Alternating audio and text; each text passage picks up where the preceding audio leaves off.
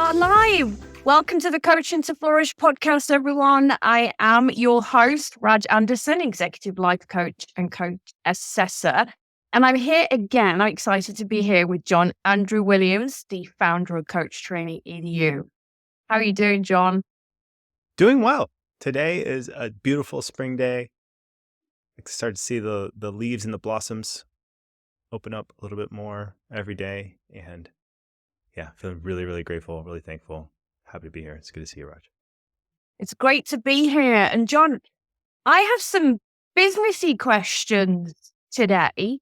And I'm excited because you're running a workshop tomorrow, I believe, on business building. And you've been running various other workshops, and there have been lots of different topics coming out from Coach Training EDU. So why are these workshops important to you, John? Yeah, I've been planning on doing these workshops for a while, and now we have the time and space to do them. And I think when you're looking at establishing a coaching practice, or really trying to create some change in this world, there was an element where I knew that I needed to help other coaches be successful in order to accomplish the mission of really moving the field forward. Because when I started coaching, I found coaching when I was 23.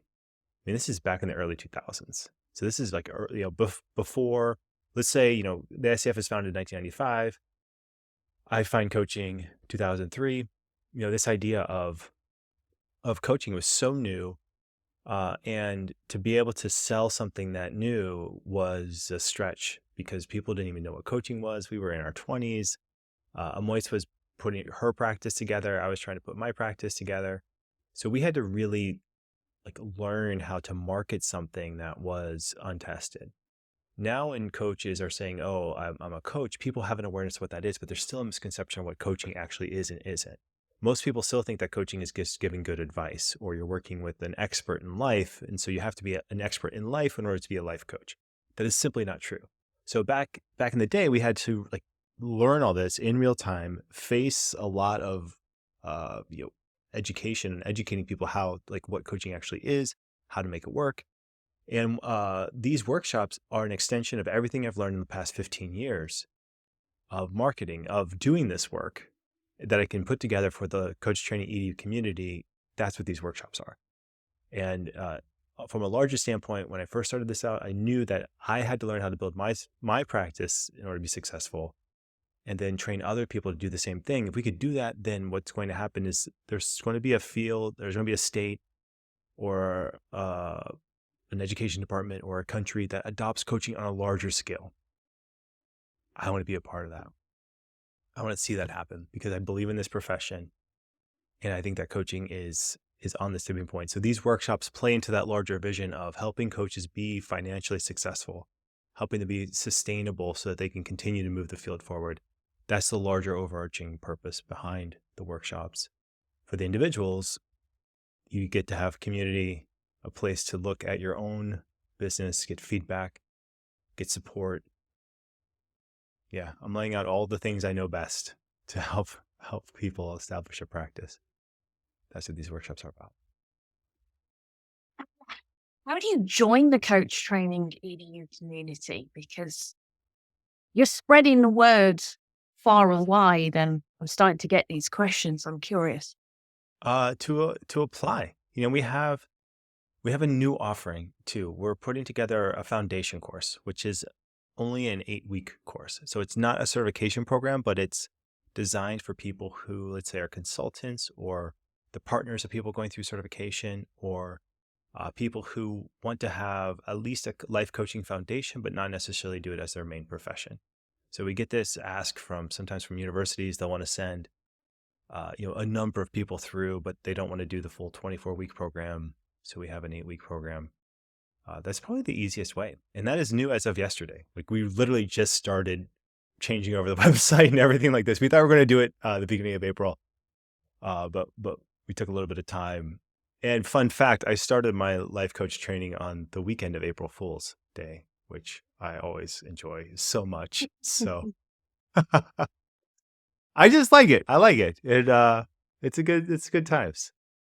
So the idea of having beginning of April, another offering, another thing out there to designed to help introduce people to the field.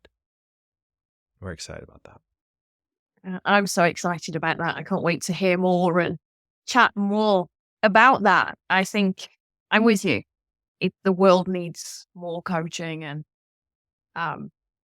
talking about, I can hear your passion and your purpose and mission.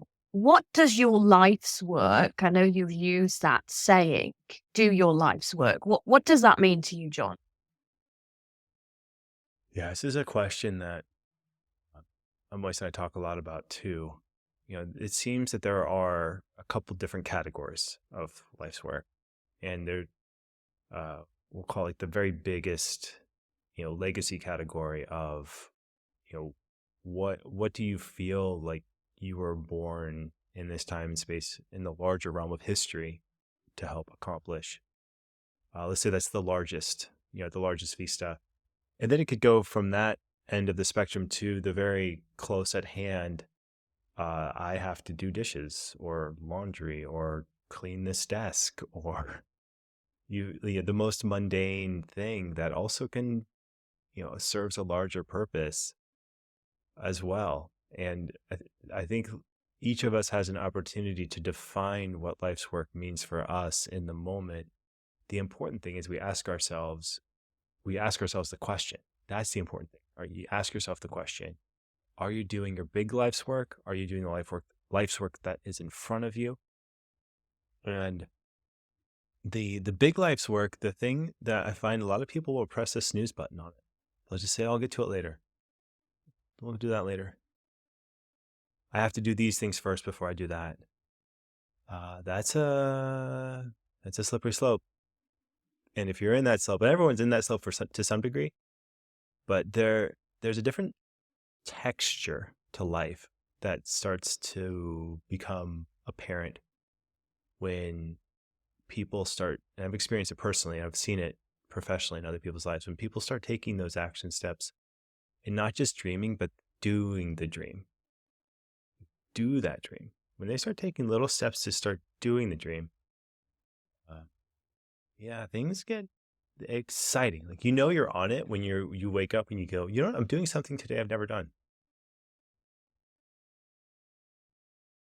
How many days a year do you have that? How many days a month do you have that?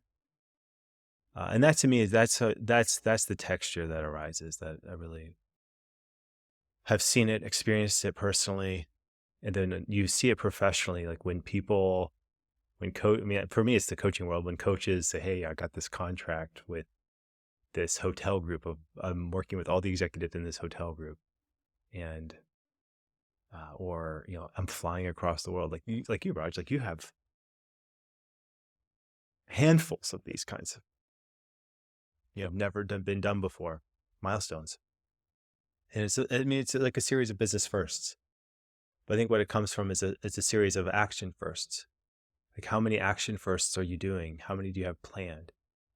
And when you start to organize your life around, that big goal, that big dream that I have, what are the series of action firsts that need to happen in order for that big goal to be accomplished? That's when you're on your path to your big life's work. I love that, John. Now I'm hearing you say about kind of not pressing the snooze button on these things. And I also noted you said right at the beginning around workshops, you shared that we have the time and space to do them now. And sometimes when I'm kind of working with new coaches, they feel like they have to have everything, right? You have to have everything together, website together, and we've got to do the podcast now. We've got to do the workshops now. I'm almost hearing a different approach from you. You're like, we have the time and space for it now. What does that mean? I was working with a new business coach, and she was talking about working with this other organization where she wanted to implement this change in the sales department or something like this. And so she had this thing planned out, and she was talking, like, working with another founder, and how the other founder was procrastinating on all of this stuff because they're just simply overwhelmed. They have all these things going on. I'm sitting to myself thinking, that's that's the job description of a business owner or a founder or someone doing something, is to be okay with everything not being perfect. Be okay with, like, so it's almost like, is it an absolute dumpster fire? No. Okay, well then, what is what's the dumpster fire? And go and put, basically you have to be a firefighter. Like, you have to look at it as, in an ideal world, yes, I'd love to have everything totally mapped out and, the perfect executed strategy plan. Let me go into a room and get the branding completely perfect. Get the, this is completely perfect. This completely perfect. All of this stuff like completely done. And then I'll roll it out in this perfectly orchestrated, 1, 2, 3 plan. I've never been even close to that. On a scale of 1 to 10, I think I do that maybe a 2. It's more like, hey, let's just try stuff. Let's throw it out there. Try stuff. Let's keep throwing stuff out there. Let it be messy. Then we'll clean it up. But it's that we'll clean it up part that, to me, like, that's the exciting part because then I know, okay, now we're going to make it good.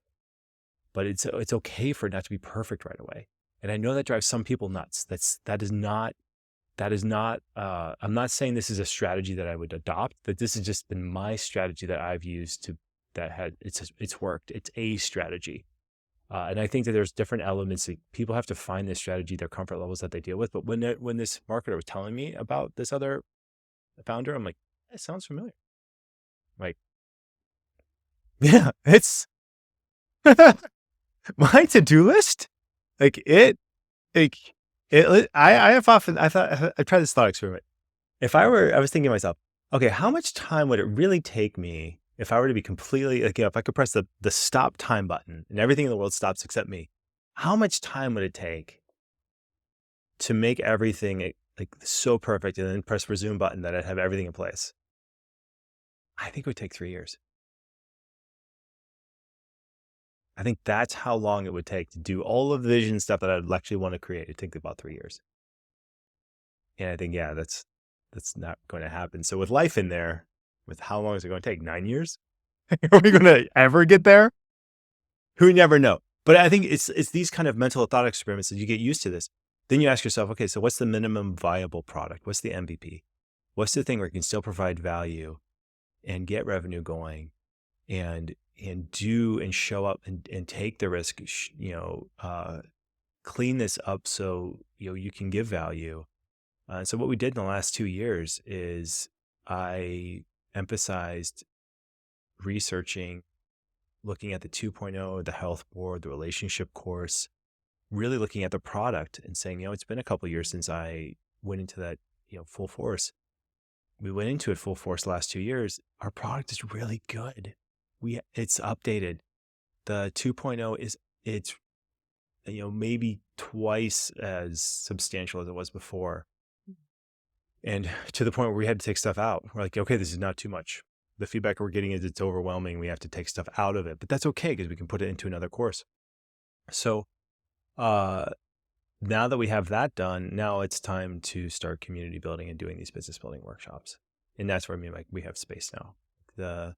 The research phase of the 2.0 and 1.0 feels more like it's on we have a pace for that now. We set aside the summer to review all of the research over the past academic year. We have a lot of systems now in place for the continual updating of the curriculum, and that feels amazing to get systemized stuff. So, yeah, messy. Was it perfect? No. Were there typos? Sure. Are there typos now? Maybe a couple, but will there always be? Maybe. Maybe not. If there are, let me know. I have a classics professor. He would. I could just see him now. He's like he is livid at this, but what can you do? I'm hearing progress versus perfection. There's a balance point between rolling something out that is, professional and it works.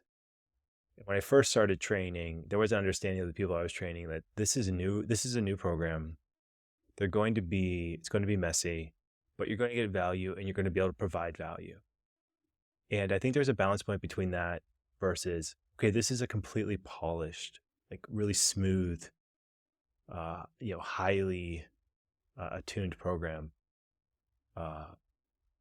We now have accomplished that, but it's only after 15 years do I feel like, yeah, like our program now it's good. Like it's solid. It's benefiting from, literally hundreds of people going through and giving their feedback.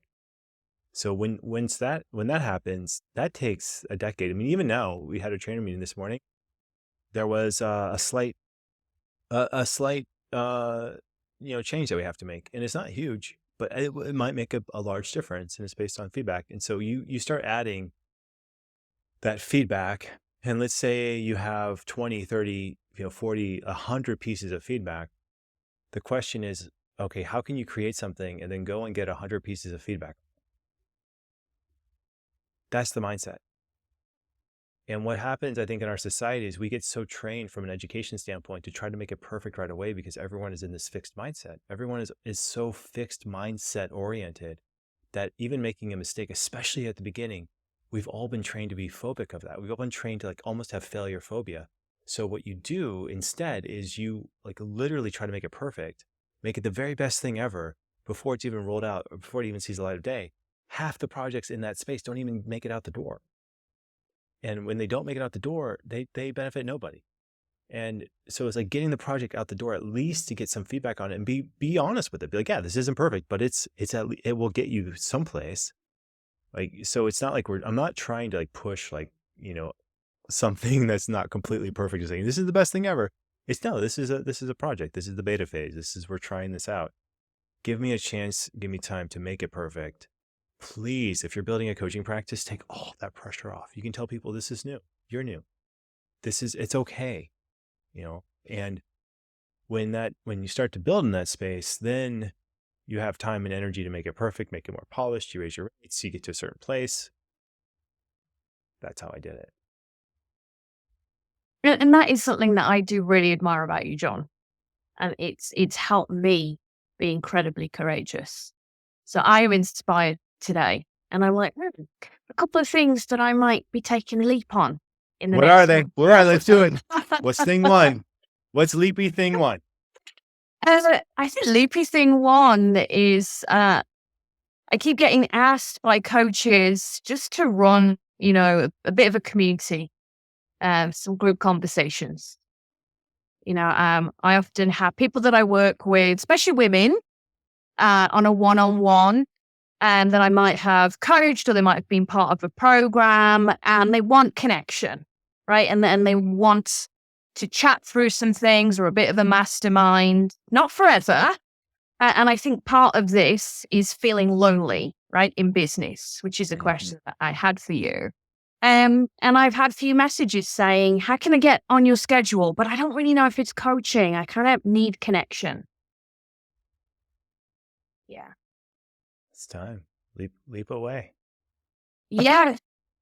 So yeah, I'm inspired. I'm going to leap away. What are your thoughts on that though, John? Are people feeling lonely in business? Totally. Yeah. It's a thing, especially when you're entrepreneurship based. And there's an element of a lot of solo work. I think for me, my situation is slightly different because I work with Amois. She's just, many times throughout the day, like we'll connect and debrief, run ideas, strategy. And I found it's really helpful to have someone who understands the field, who's in it, but not in the day-to-day of it. Oftentimes they'll say, hey, I just need you to listen on this and let me process it out loud. And it becomes really clear, like, okay, like, yeah, this is the direction it needs to go in. So I have that. So I feel like it's an unfair advantage. Mm-hmm. It's not. I think a lot of people, most coaches are, their partners are either at work or they're doing something completely different, and they're building it on their own. They have their partner support, but it's not like they are, have a complete sounding board like that. And it does become a thing. And I think if you look at some of the ingredients of resilience, connecting with people, having that support system is a huge, huge idea of is a huge advantage, even in the resilience idea. So when these ideas of connection, building your people mindfully, building your connections mindfully is a really valuable resource for people to have. Got to do it and treat it seriously. And now that we're post pandemic too, the opportunities to connect in person, even people in business. I was just talking to a friend, and we're going to start doing like the every other week get together, in the morning for an hour, just to talk whatever. That's what people are really looking forward to. So you can find it. Find the in-person people who are just wider, and then find your very coach-specific people, your communities. That seems to be an antidote to loneliness. I would embrace it. I wouldn't try to fight it and be like, oh, no, I don't feel lonely. It's like, no, listen to that one and take the action steps to honor that feeling. Some feelings, like the imposter syndrome, things like that. No, you can let those, you can throw those to the birds. Like that's experience, that's rinse and repeat, that's adopt a growth mindset, like, leave perfection where it needs to be. It's a tool. It's not a state of being. It's a lens through which to look at something, and you need to be able to put that lens on and off at will is a useful activity. With looking at developing loneliness, ideas of, connecting around loneliness, no, those are action step oriented. Find your community, build it. It's mindfulness work. It's being vulnerable, all those things. It's worth it. Build connections mindfully. So I'm an introvert and I do like to spend time on my own. Yet, and I don't say this lightly, I would encourage anyone who's listening, if you have not joined Coach Training EDU community, I would say join it. Try one of the courses, because this is what fills my cup. I as you know, John, I play a number of different roles. I am a consultant, I'm a coach, a facilitator, yet this is one thing that I have not wanted to let go of or move away from, being part of Coach Training EDU community, because it fills my cup. I get to meet so many different people. And yet for me, it's also about growth, right? You become the average of the 5 people you surround yourself with. And then I like to surround myself with people who are a bit more informed than me, or know more, or John brings a different perspective. And it helps me to grow rather than thinking that I have reached where I need to be, because I haven't, right? It's ever evolving for me. I've had this idea, like this sensation, I'll call it a daydream of one day I will be in the stream of like, connecting with the most interesting people, the place where, let's say, Gertrude Stein with Henry Matisse and Pablo Picasso, like, there's some coffee shop or cafe where the most brilliant people in the world are meeting and talking about the most brilliant ideas in all this world. And I want to be a part of that. Or like life will start when I'm in that stream of swimming with people who are in that stream. And as all daydreams, there's maybe a bit of truth in it, and there's a bit of a rosy lens to this, but it's worth exploring that dream. It's worth looking at, like, what's that cafe for you? Like, where is that room for you? And if you were really going to seriously try to get in that room or go to that room, what path, like even defining what that room would look like, I think is really useful activity. And I think this dream is one that a lot of people have, that we don't share out loud a lot, but all the business people, all the entrepreneurs I've talked with, there's a yearning for this.